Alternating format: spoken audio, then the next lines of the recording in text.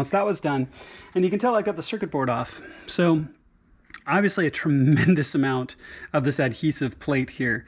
Now, here's what I found. I found that the fishing line was not strong enough. I'd go 1/4 of an inch and I'd break it, and it really was a huge hassle.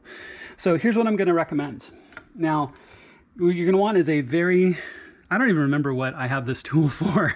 It's a very, very, very thin bladed knife, and you might be able to use an X-Acto blade as well, because that's going to be very sharp and very thin, but the blade on it maybe not quite as long. So what I did is I worked this under the edge, as I showed just a few moments ago, kind of worked it under the edge, but then I started to work it down through the adhesive. When I started to get the gap between the plate and the adhesive, I have again, one of my plastic trim tools. It's narrow plastic.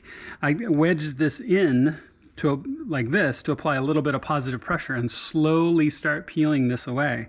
Now, this has enough adhesive on it that I'm going to be honest with you, I'm just going to straight out not use the adhesive I got. I'm going to try this, because I suspect, and as long as I don't keep touching it or stick it down to something, that this is going to be sticky enough to keep it in place on the new one, more than sticky enough. Okay, which is great, because then we don't have to worry about the thickness of the adhesive. But I worked this underneath, just work it, and slowly pried it up, and was very patient. This is plastic, it's not metal. You don't want to break it, you don't want to break the circuit board or anything like that. Okay, so be very, very gentle when you do that.